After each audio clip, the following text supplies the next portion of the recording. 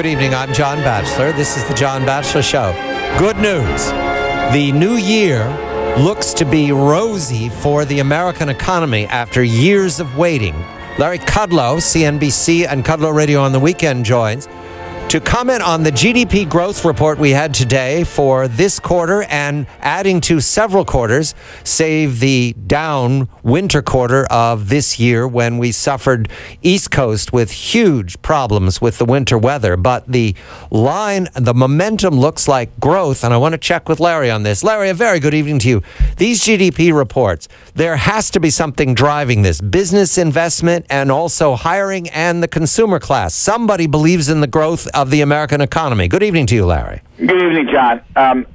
I think you're right. I don't want to declare victory yet. All you're seeing is a couple of quarters rebounding from that bad winter quarter.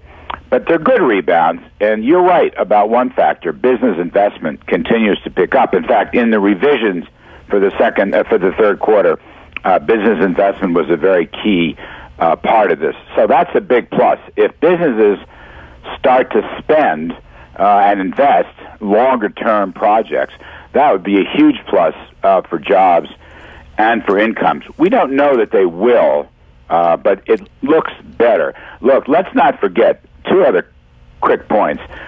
Oil prices coming down are probably going to be a big plus for the consumer. That's an automatic tax cut. It's an automatic. And you know what? Lower oil prices help most businesses also, particularly smaller businesses. Anything outside the oil exploration area is going to be helped by that. And the other thing is profits. Profits are strong. Domestic profits, domestic non-financial profits hit a new record high. Profits are the mother's milk of the stock market, which is up about 12% so far this year. Profits are also the lifeblood of the economy, John. So I like the profit numbers, and I like the business investment numbers. Year on year, you're still 2.4% real GDP. We can improve on that. We welcome our colleague James Pethokoukis, Jimmy Pethokoukis of the American Enterprise Institute, where he is a blogger, and he's going to help us with this good news. James, a very good evening to you. Thank you for this, and happy Thanksgiving. This GDP growth, there are bumps in it, there are doubts, there are hesitations, but it's a whole lot better than we were a year ago. Are you satisfied we're going in the right direction? Good evening to you. Good evening, John. Listen, if there were any of the countries in Europe, if they had growth like the U.S., those guys would be elected president for life if they were doing a little bit over 2% growth. I would like it faster, as would Larry, but I think we're in an okay gear here. I think there's more room to be done on the consumer spending. If the business investment piece kicks in, that would be fantastic. It would not surprise me at all if we had a faster 2015 than 2014. Corporate profits are very high, and usually even after corporate profits peak, usually don't have a recession until a couple, 3 years after that. So I don't think that's in the picture.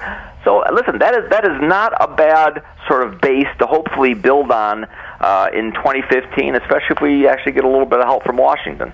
Yeah, Jimmy, that's a great point. The profits point, it's funny, profits are seldom used as a leading indicator because they're published with a lag. But in fact, profits are among the very best leading indicators. And unless you see a down in profits, a downturn, you gotta conclude that this expansion goes on for another 2 to 3 years. And I might add that that's what the bond market is telling you, because you still have a positive yield curve. Long-term rates are much higher than short-term rates. They're not quite as high as they were, but they're much higher. The other thing that interests me, there is no inflation to speak of. I mean, I know there's been a debate about inflation. Jimmy, I think you and I are on the same side of this debate. The so-called the inflation break-evens in the bond market aren't showing it. The actual number, the GDP deflator, 1.4% in the third quarter, 1.6% in the last year. So low inflation and higher profits is pretty good. That's a pretty good mix. we want to introduce a darkness visible right now. We've done as much as we can, given that it's Thanksgiving time, and the darkness visible is tax reform. We have a lame duck Congress. We have news today from the Wall Street Journal. I'm following reporting. Larry directed me to this from Christina Peterson and Damian Paletta, that the White House is threatening veto. The pen is back, Larry, the other part of the government. The pen is back, threatening veto with the tax reform bill in the lame duck session. This has to do with the president's spokesperson says we're not going to give permanent tax breaks to help well-connected corporations. The Democrats are eager to move what you'd have to say are tax breaks for the low end of the earning scale. Tax reform, Larry, will fuel this recovery. It's modest, right now it can accelerate, but Washington doesn't hear us. Will the new Congress hear us, Larry? Yeah, they're going to go there very early in the game. Tax reform and Keystone Pipeline, and maybe some amendments to Obamacare, but they're going to go there very early in the game. In fact, the Republicans are very close to a deal with each other in the House and Senate on tax reform. Now, you can't bank on any of that, and Obama may or may not veto it. But Orrin Hatch, who's really kind of an underrated guy. He's really a supply-sider. I've known him for 30 years.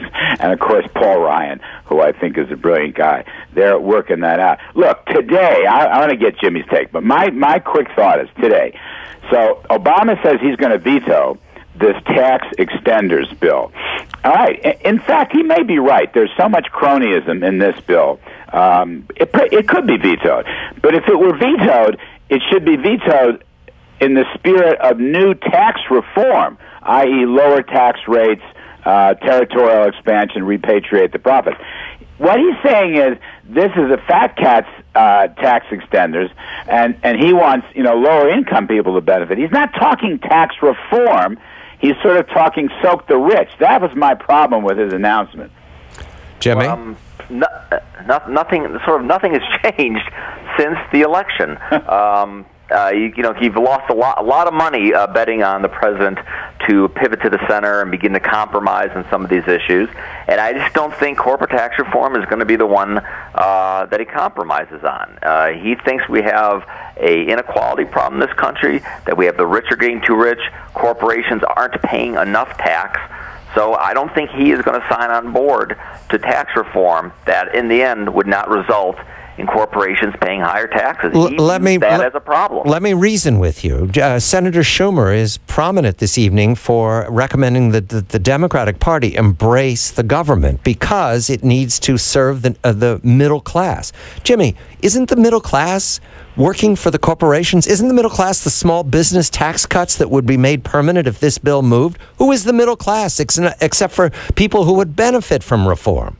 Right, and indeed, it's rarely sold that way, but who bears a good chunk of the burden of the corporate tax workers? Listen, if you cut corporate taxes, you would raise worker wages. I mean, I don't even think there's much of an economic debate about that, but that's not the message that the administration... I know, that's what Schumer said, and he said that they made a huge mistake by not focusing more on the middle class early in the administration. Well, why stop a bad thing when it seems not to be working? I think that's their attitude. Larry, is not that correct? The middle class is what we're talking about helping with these tax reforms for corporations. No, Jimmy is right. I mean, there's some great work done by our friend Kevin Hassett, just to name one, but many academics.